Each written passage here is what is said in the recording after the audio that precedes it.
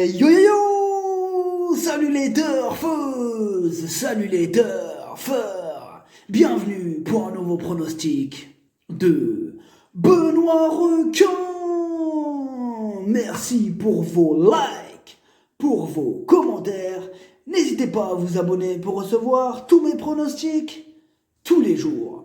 Ok, place au pronostic du Quintet du samedi 25 janvier. Direction Paris-Vincennes pour le prix du Luxembourg. Trot attelé, 2100 mètres, 14 partants, réunion 1, course 3. Donc le départ c'est à 15h15, 100 000 € pour cette course. International, départ autostart, c'est un groupe 3. Donc c'est sur la cendrée, corde à gauche, grande piste, pour 5 à 11 ans inclus, ayant gagné au moins 160 000 €, mais pas 800 000 €.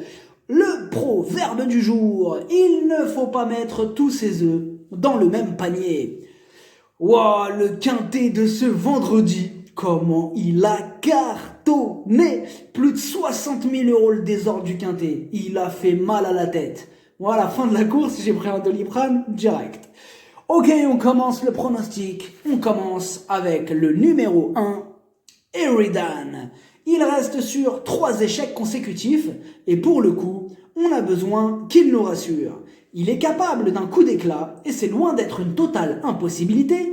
On peut éventuellement penser à lui à l'arrière d'un champ réduit. Le numéro 2, Valokaja Indo. Entraîné par Jean-Michel Bazir, ce cheval de qualité vient de remettre les pendules à l'heure en devançant plusieurs chevaux qu'il va retrouver d'ailleurs. En pleine forme, il s'annonce une nouvelle fois redoutable. Le numéro 3, Dorgos de Guèze, deuxième et dernière cartouche de Jean-Michel Bazir. Dorgos de Guèze est dans une forme olympique. En 3 courses, 2 victoires et une deuxième place, battu d'ailleurs par Valokaja Indo. Piloté donc cette fois-ci par Jean-Michel Bazir, il va tenter de battre Valokaja. Énorme oui! Le numéro 4, Anzi Deliard, lui aussi à la pêche, il reste sur une belle deuxième place. Il est plus confirmé sur des distances un peu plus longues, mais si l'épreuve est sélective, il peut en faire souffrir pas mal sur sa route. Attention à lui. Le numéro 5, Shadow Gare. Elle est quasiment à l'arrivée de toutes ses courses. Cette fois-ci, il y a de sérieux clients sur sa route et la qualité du parcours aura une importance cruciale. Mais gare à elle, si elle prend un bon départ, elle garde son mot à dire. Le numéro 6, Earl Simon. Il est archi régulier. Il a été victime d'un petit problème de gorge, mais tout va mieux. Il est même monté en condition, et même sans être à 100%, sa place est encore une fois à l'arrivée. Le numéro 7, Détroit Castellet. Mieux vaut ne pas le juger sur ses 2 derniers échecs, car il sera cette fois-ci sur sa top distance. Il est dans sa catégorie, il y a de la revanche dans l'air. Le numéro 8, Mindur Value. Il adore l'hippodrome de Vincennes.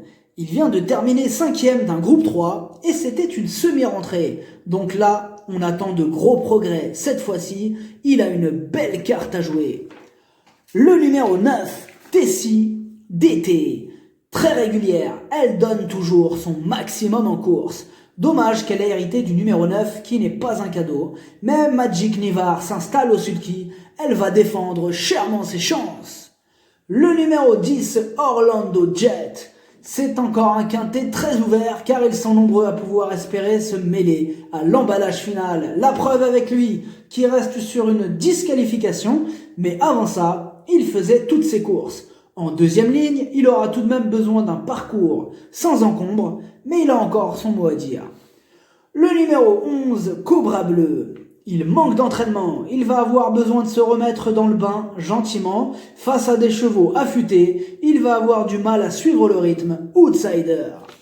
Le numéro 12, Estola. La régularité ne fait pas partie de ses qualités, on ne sait jamais sur quel pied danser avec elle. Pilotée par Johan Le Bourgeois, à l'issue d'un bon parcours, elle peut jouer les troubles faites, méfiance quand même. Le numéro 13, Black Jack From. C'est un spécialiste de la disqualification. Ces 4 dernières courses, il a été disqualifié 3 fois. Encore une fois, tout sera une question de sagesse avec lui. Donc là, ça sera vraiment du tout ou rien. Le numéro 14, Belle Louise Mabon. Elle reste sur une victoire. Elle est en forme, mais elle monte un peu de catégorie dans ce quintet et elle est vraiment barrée par plusieurs rivaux. Donc là, clairement, elle vise la 5e, voire à la rigueur la 4e. Mais bon, c'est plus la 5e qu'elle vise, 5e place. Mais attention, elle peut réussir à l'obtenir.